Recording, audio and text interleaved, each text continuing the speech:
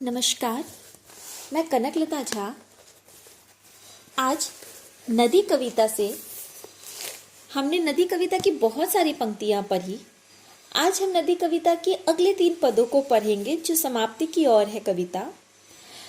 आगे बढ़ने से पहले मैं आप सबको ये बताना चाहूंगी कि हमने पिछले पदों में क्या पढ़ा, एक बार हम उसकी चर्चा अवश्य करेंगे। नदी किस प्रकार से अपने जीवन के द्वारा हम मनुष्यों को आगे बढ़ना सिखाती है, संघर्ष करना सिखाती है। नदी के द्वारा किस प्रकार हम जीवन को एक सही दिशा प्रदान कर सकते हैं। जीवन के द्वारा जरिए हम नदी के जरिए जीवन को एक प्रगति की ओर लेकर जा सकते हैं। हम नदी के जरिए अपने जीवन को एक उत्कृष्टता प्रदान कर सकते हैं। नदी किस प्रकार हमें जल देती है, नदी किस प्रकार हमारे फसलों को लहलहाती है, नदी के द्वारा कैसे चारों ओर रोशनी होती है, ये सब नदी की ही देन है। और नदी के द्वारा हम इन सब चीज़ों को जान पाए हैं, समझ पाए हैं। हमारी संस्कृतियों का उत्थान और पतन, कहाँ अंत हुआ, कहाँ किस संस्कृति की शुरुआत हुई, ये सारी चीज़ें कहीं ना कहीं नदी के द्वारा हमें समझ में आ रही है। नदी इन सब का साक्षी है। हम कहें कि नदी है तो जिंदगी में हंसी है, नदी है तो जिंदगी में खुशी है, वो ना हो तो कहीं जिंदगी थम जाएगी, रुक जाएगी। आगे बढ़ते हैं। जिन देशों ने तुमको पाया वे ऊंचे उठे महान बने, सब मिला सागर तुम नहीं मिली, जो उजड़े रेगिस्तान बने। जिन देशों में तुमको पाया वे ऊंचे उठे महान बने। कवि कहते हैं कि जिस देश में नदी है वो उसकी तरक्की बहुत स्वाभाविक है, सहज है, उसे किसी के आगे हाथ फैलाने की आवश्यकता नहीं है। सब मिला मगर तुम नहीं मिली तो उजड़े रेगिस्तान बने। और यदि सब कुछ मिला है, सिर्फ नदी नहीं मिली, तो वो देश, वो जगह रेगिस्तान में तब्दील हो जाती है। अगर नदी नहीं है, जल नहीं है, तो मनुष्य का जीवन नहीं है। शैलाब रूप धारण कर तुम उफनाती हो जब लहर लहर, पुल सड़क रेल बह जाते हैं, थर थर करते हैं गांव शहर।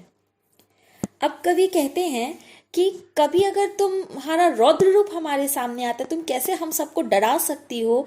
जब तुम्हारी लहरें तेज हो जाती है, चारों तरफ तुम पुल, नदी, सड़कें, रेल तक बहा कर ले जाती हो, और तुम्हारी उस डर से, तुम्हारी उस भयावह रूप से क्या शहर, क्या गांव, हम सब थर थर कांपते हैं, हम सब डर जाते हैं।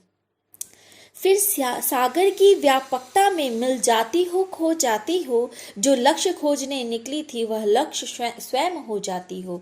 कवि कहते हैं कि इतना सब कुछ करने के बाद, इतना सब कुछ हमें सिखाने के बाद, जब तुम सागर में मिलती हो तो तुम विलीन हो जाती हो, खो जाती हो, और ऐसा लगता है तुम जिस लक्ष्य की प्राप्ति के लिए निकली थी उस लक्ष्य की प्राप्ति तुम कर चुकी हो। बच्चों, नदी से हमने बहुत कुछ सीखा। आइए हम नदी के प्रश्नोत्तर पर ध्यान देते हैं। पहला प्रश्न है, नदी में उठती लहरें किसका प्रतीक है? हमारे संघर्ष का प्रतीक है, हमारी जिम्मेदारियों का प्रतीक है। कवि को पर्वत से भी महान क्यों कहा गया है? कवि को पर्वतों से भी महान इसलिए कहा गया है क्योंकि जो काम पर्वत नहीं कर सकते वो नदियां करती है। जो काम पर्वतों से नहीं हो सकता वो नदियां करती है, और इसीलिए पर्वत जो है वो नदियों से बहुत छोटे लगते हैं। नदी प्रकाश देती है, हमें रोशनी देती है, जल देती है, हमें जीवन देती है। क्या वो सब काम पर्वत कर सकते हैं? कभी नहीं। नदी बिजली बनकर रोशनी कैसे बांटती है? नदी में बांध बनाकर पानी को रोका जाता है और उससे जो करंट निकलता है उसे बिजली बनाने के काम में लाया जाता है। इसलिए वो घर घर तक वो बिजली हम तक पहुंचती है, और जिसका जो श्रेय है वो जाता है नदी को। देशों की उन्नति और अवनति नदियों पर कैसे निर्भर करती हैं? बच्चों, ये प्रश्न मैं आप पर छोड़ती हूँ। आप सीखो, देखो, समझो, पढ़ो, और इसका उत्तर आप सब खुद से लिखेंगे। धन्यवाद।